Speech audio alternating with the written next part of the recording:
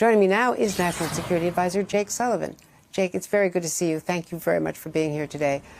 Some are calling U.S. relations with China the worst since Tiananmen in 1989. Now, you knew going in it would be tough. You acknowledged that out front.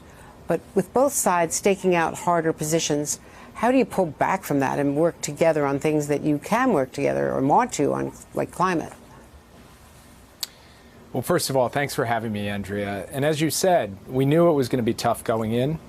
We knew it was going to be direct and frank, and that we were going to have to cover a lot of issues on which we have profound concerns with China's policies, whether it's Xinjiang or Hong Kong or Tibet or Taiwan.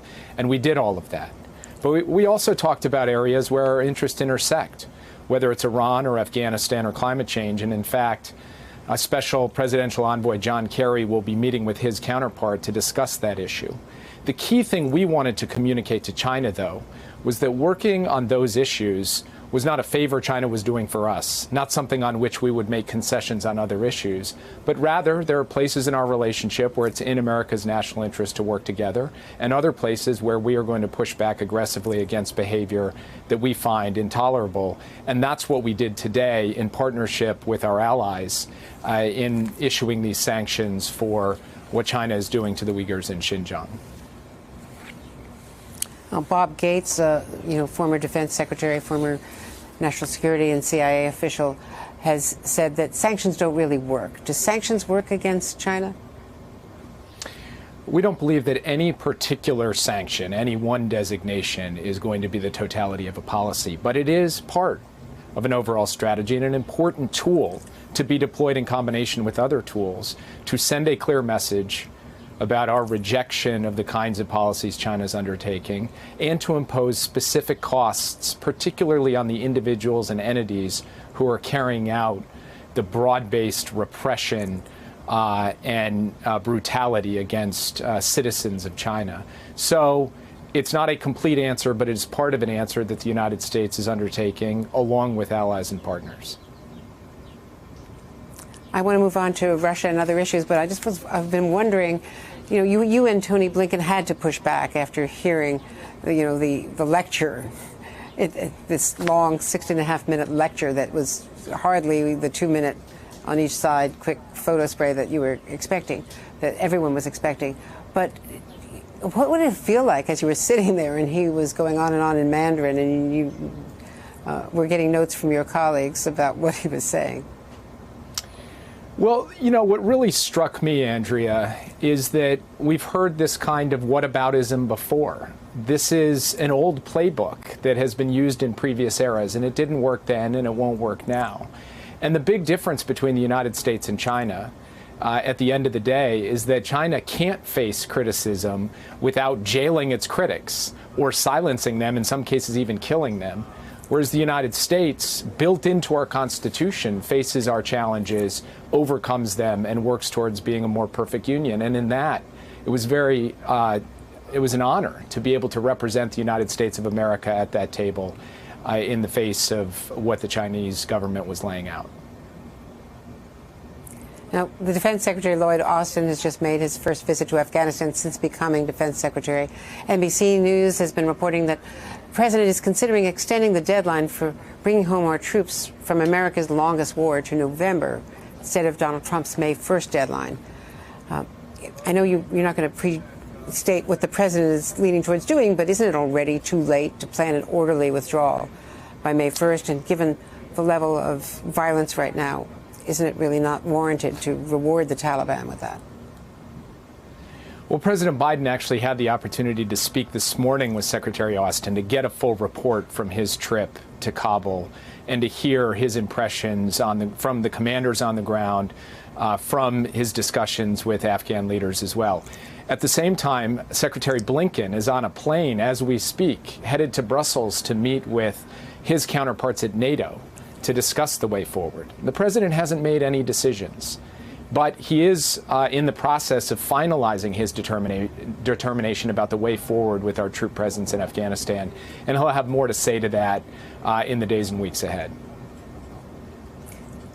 presumably the commanders don't think that we can withdraw or should withdraw that quickly. And then I've already talked to some of the NATO allies.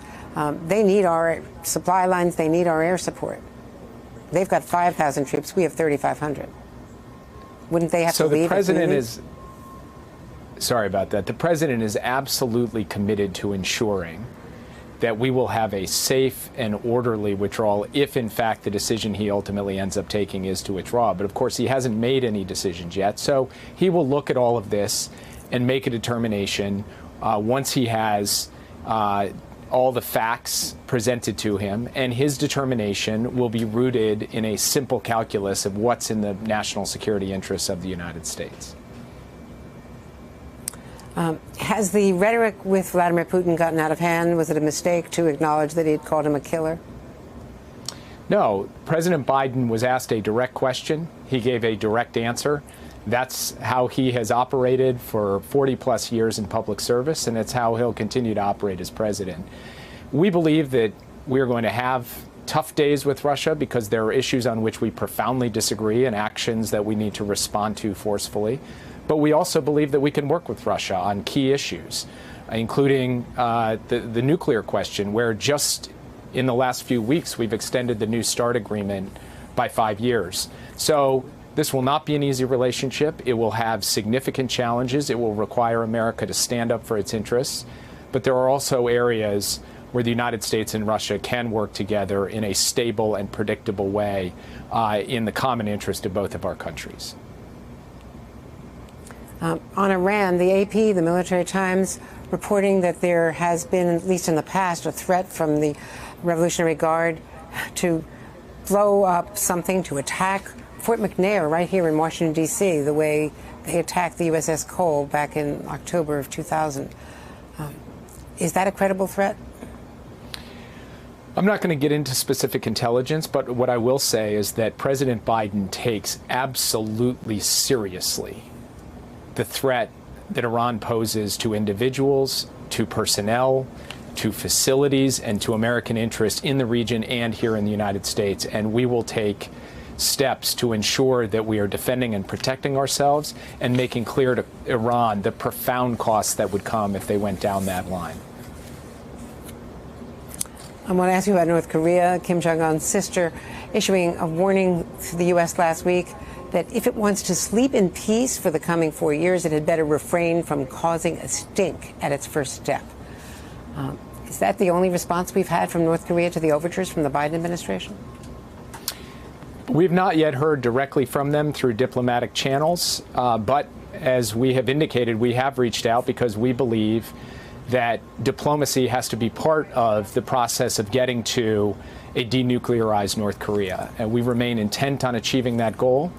And we also want to make sure that we are pulling together with our allies, Japan and South Korea, and engaging other regional actors, including China and Russia, in a process that shows that this is ultimately up to North Korea to come forward and act in a constructive manner. In the meantime, the U.S. will continue to stand up firmly on behalf of our own defense and the defense of our allies and partners. And finally, getting the news media into some of these detention facilities, something that the Trump administration did. I know you're under huge pressure, but very briefly, is there a commitment to get access to these facilities?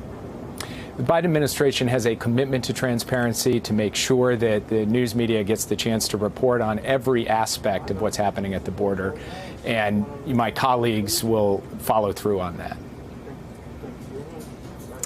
National Security Advisor Jake Sullivan, please come back. There's so much to talk about. That does it for us today. Hey, thanks for watching our YouTube channel. You should know that you can follow today's top stories and breaking news and catch up on your favorite MSNBC shows all in one place. Download the NBC News app today.